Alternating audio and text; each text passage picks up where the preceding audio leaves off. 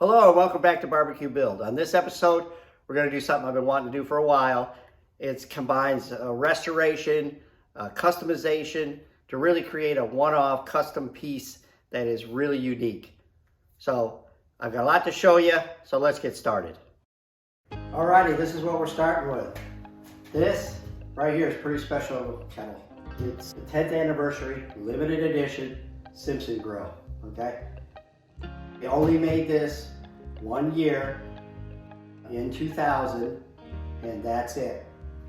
It came on the tripod legs with the 2 wheels, but we're gonna do some really cool stuff to it. So we're gonna fix, first of all these blemishes. I know it's rough. Yeah, it's, but I call that character, right? And then we're gonna fix all those and then get them all yellow, and then clean all the inside out, get the sweep all cleaned up, and then the lid will have to be all cleaned up and shined up. And then we're also going to do the vent cover. Now that's aluminum too, so we can shine that up. Now, let me show you what Barbecue Build's going to do.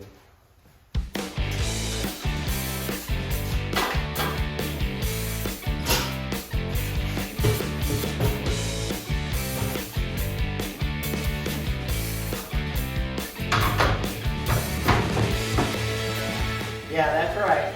10th anniversary performer.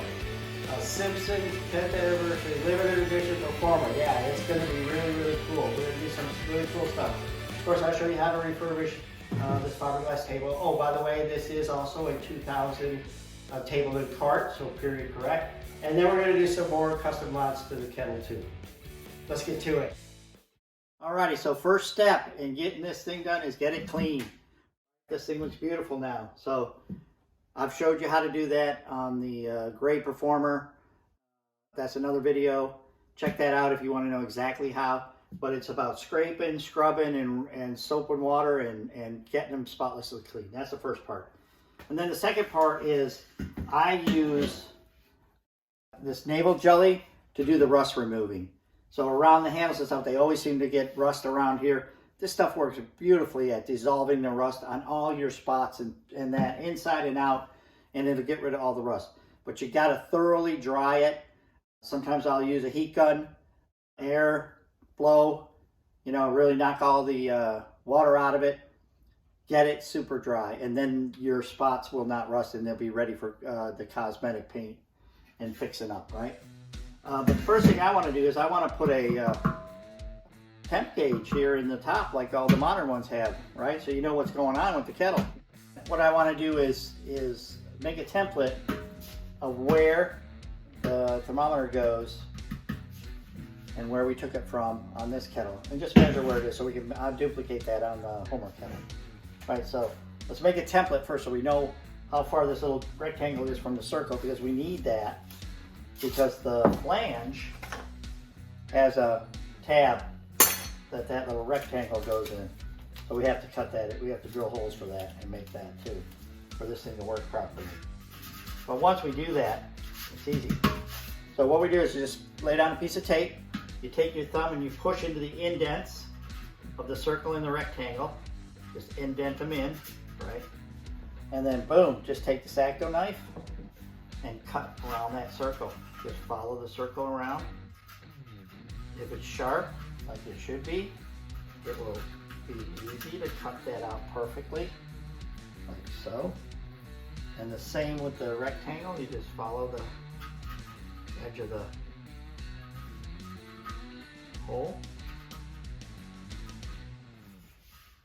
and cut that right out. So again, so now we have the exact spacing and a mini template, right? So we just pull that off. Be careful, it'll rip if you're not careful, right? Pull it from the other way then, and you got your template to transfer. Okay, now what I want to do is, I've got a really small file here. I want to score right in the center of that template on the big hole so that I can have something for my drill to set into it, like a little scratch in a little hole there. And same with these right here, so that I can, my drill doesn't walk away. That's what you got to watch, because it'll go getting across.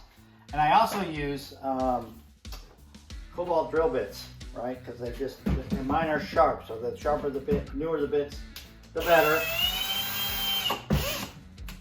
But, all right, let's drill it and see what we get.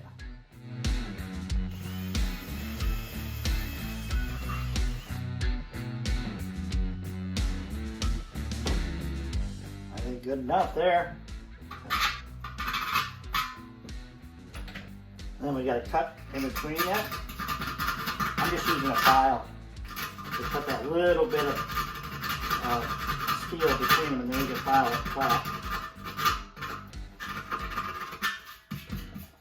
So that'll take me a minute. See how she fits.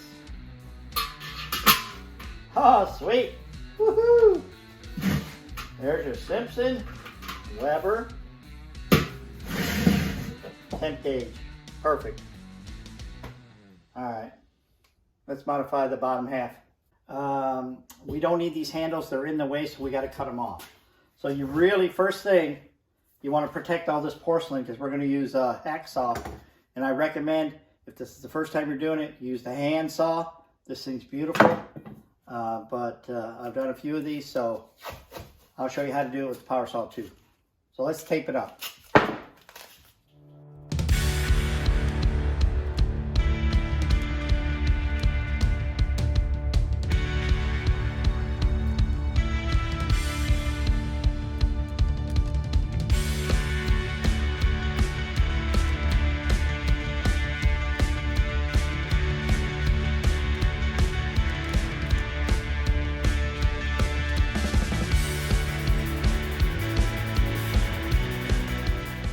Okay, so now we've got it pretty well protected.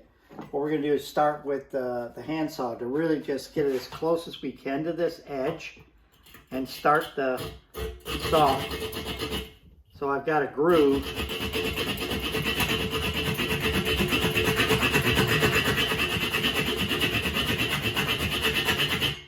And if you're going to cut it by hand, you just keep going all the way down.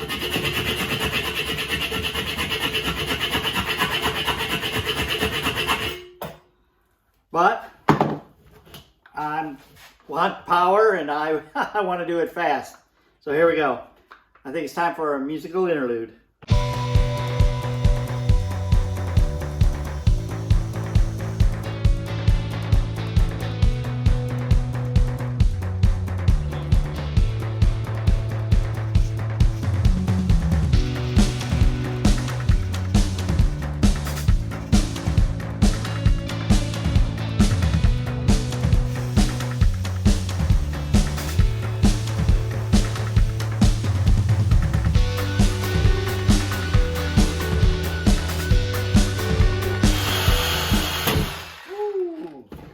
That's what I'm talking about. You got to watch it. That's why you protect the kettle.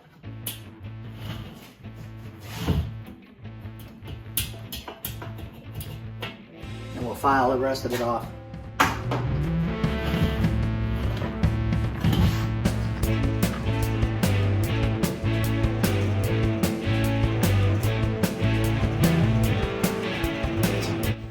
Okay.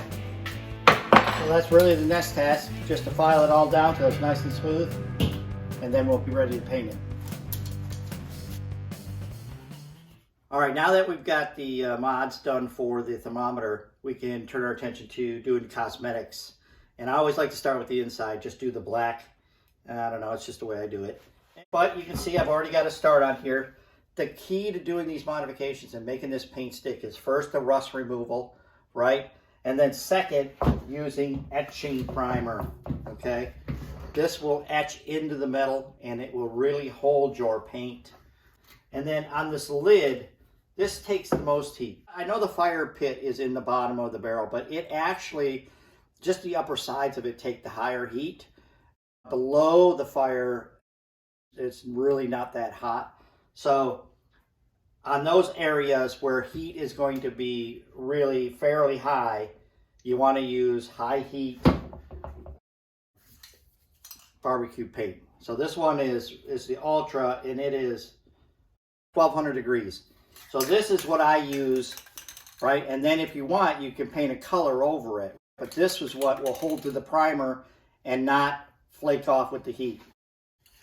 So, and it happens to be black, so that's why I always start with the black in here first. So etching primer grabs the metal, and then all of your other stuff will stick, all right?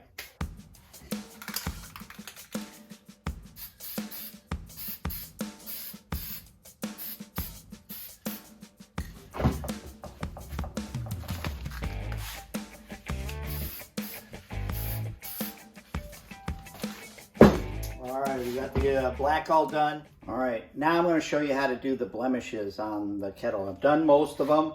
I've done the rim and everything. Oh, there was quite a bit on this one, a lot of bad spots. I've done the inside also, so all the black. And so we're going to do these last two spots. Now, I use automotive paint, right?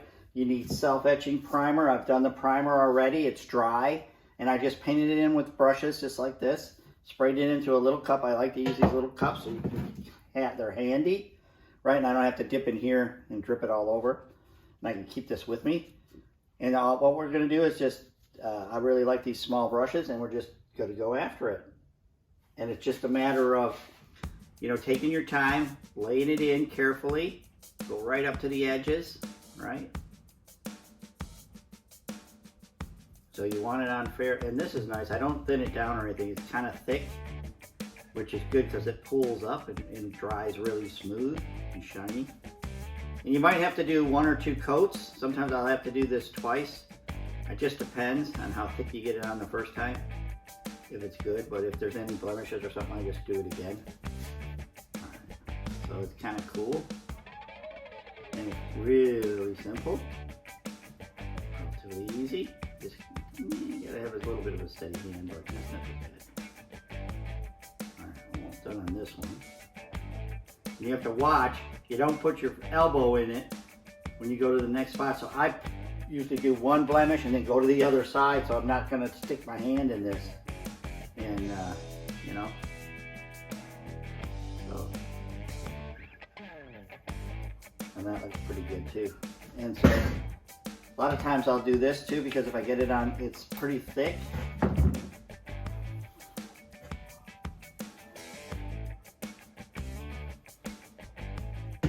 Kind of push it around a little bit, but you can see the inside is really nice now too. All right, or I'll take the hair dryer and I've got a heat gun, and I'll take the heat gun and that kind of sets it before it runs all over the place. You know, I think I'm gonna do that with this one. So hang on a second.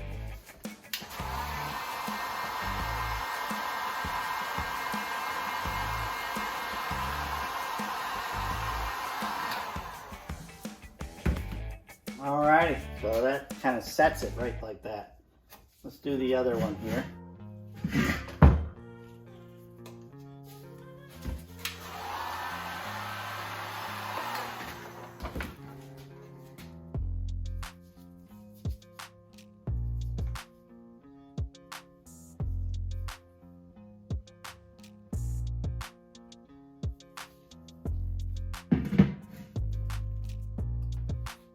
Ooh, I almost touched it there.